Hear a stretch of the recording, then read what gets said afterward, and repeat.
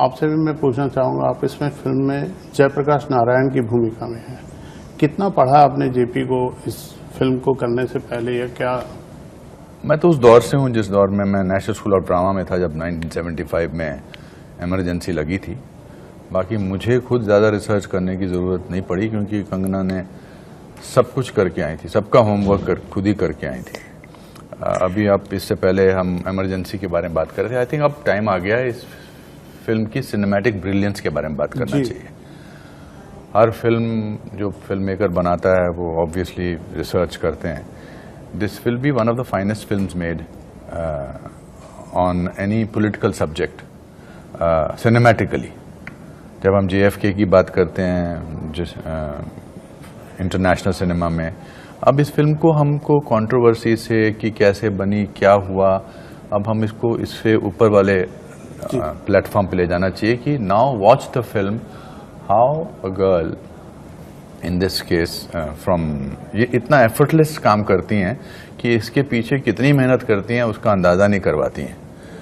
It is, आज आप इंदिरा गांधी को देखते हैं पर्दे पर, मतलब शी एज इंदिरा गांधी, वो हमें लगता है अरे ये तो कर दिया, but it's not that easy. इसमें इंटरनल अप्रोच जो की है, एक्सटर्नल अप्रोच जो की है, पूरी फिल्म को डायरेक्ट करना, एक्ट करना, I think she is one of the finest directors that I have worked with. Thank you so much. He's been so kind always, and I must say that you know, मेरी तो film के ये hero हैं। अगर आप देखें तो, अगर मैं एंटी हीरो हूँ तो ये हीरो है। तो मेरे लिए बहुत ज़रूरी था कि अगर अनुपम जी फिल्म नहीं करते तो मैं शायद फिल्म ही नहीं बनाती, क्योंकि to have his personality on screen and इनका जो फेस है, इनके फेस पे जो एक ऑनेस्टी है, जो ईमानदारी है, आप भी खुद समझेंगे कि अगर इस वक्त पे अगर ये नहीं तो कौन जयप्रकाश नारायण जी बन सकते हैं। इतने वो बड़े किरदार हैं और पॉलिटिक्स में सब उनको जानते हैं, लेकिन उनको भी जो है वो एक गुमनामी के अंधेरे में धकेल दिया गया। कोई उनका अंश बाहर नहीं आने दिया, कोई जैसे और नेताओं के साथ में किया। तो ये चीज़ भी इमरजेंसी से हमें पता चलती है कि कैसे कैसे दिग्गज नेता हुए जिनका आज हम नाम तक नहीं जानते हैं। और वो हमारे हीरो थे। मैं तो स्टूडेंट था, ड्रामा स्कूल का स्टूडेंट था, हालांकि he became the new hero of the youth of that time, who represented honesty, a certain amount of class, a certain amount of जद्दोजहद को कैसे उन्होंने वो रिप्रेजेंट किया है। बहुत संघर्ष रहा। जैसा आपने देखा होगा कि मिसेस गांधी पर आज तक कोई फिल्म नहीं बना पाया। एक इंस्पायर्ड बोलना, नाम कुछ रख देना या इस तरह से तो बने हैं कुछ कुछ किस्सों पर, लेकिन एक इंटायरिटी पे अगर आप देखें तो कोई मिसेस गांधी पे फिल्म नहीं बना पाया। एक फिल्म बनी थी किस्सा कुर्सी का, जिसका किस्से आज भी चलते हैं। आखिर में उन लोगों आत्महत्या डायरेक्टर को करनी पड़ गई थी। इस तरह का माहौल उनके लिए कर दिया गया था। तो आज के दौर में भी एक तो सबसे पहले तो हिम्मत ही हमें तब आई क्योंकि अब जो है इस दौर में freedom of expression is there.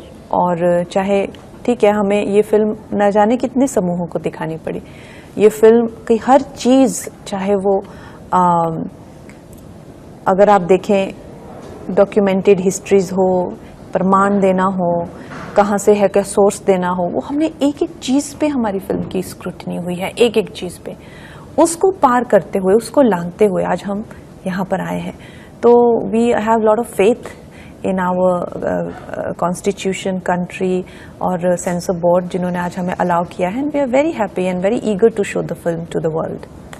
Kangana जी, जब आप एज ए डायरेक्टर इस फिल्म को कर रहे हो, एज ए प्रोड्यूसर भी कर रहे हो, बहुत सारा पैसा लगता है। कोई फिल्म बनाना कोई खाने का काम तो है नहीं, ऐसा नहीं। और आपको ये सब अंदाजा था कि इस तरह की तकलीफें हमको फेस करनी पड़ेगी या नहीं? मुझे इस बात का अंदाजा बिल्कुल नहीं था कि मुझे इमरजेंसी बनाते वक्त इतनी ज़्यादा, क्योंकि मेरी फिल्म्स जो हैं अगर आप देखें इससे पहले उसी बजट में मैंने बनाई है। एक बड़ी कंफर्टेबली जो है वो मेरी फिल्म उस बजट में बन जाती थी। और हमेशा मेरे प्रोड्यूसर्स रिलेटिवली न्यू हुए हैं। ऐसा तो नहीं कि मैंने कभी किसी स्टूडियो के साथ काम किया हो या तो मुझे लगा मैं कर लूँगी, थोड़ी मुशक्क़त होगी लेकिन बन जाएगी। लेकिन कई चीज़ों का सामना करना पड़ा। फिर संघर्ष रहा, चाहे स्टूडियोज़ को लेकर हुआ हो या फंड्स को लेकर रहा हो।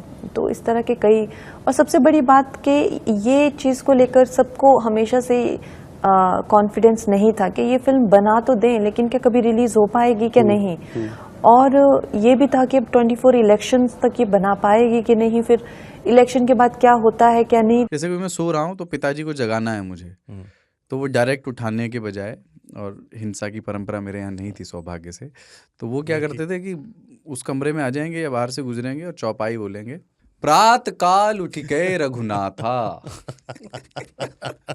मात पिता गुरु नावई माता। कभी कभी मैं गुस्से में उठ करके अरे पापा चरण स्पर्श किया और सो गया, मैंने कहा अब मत उठाना।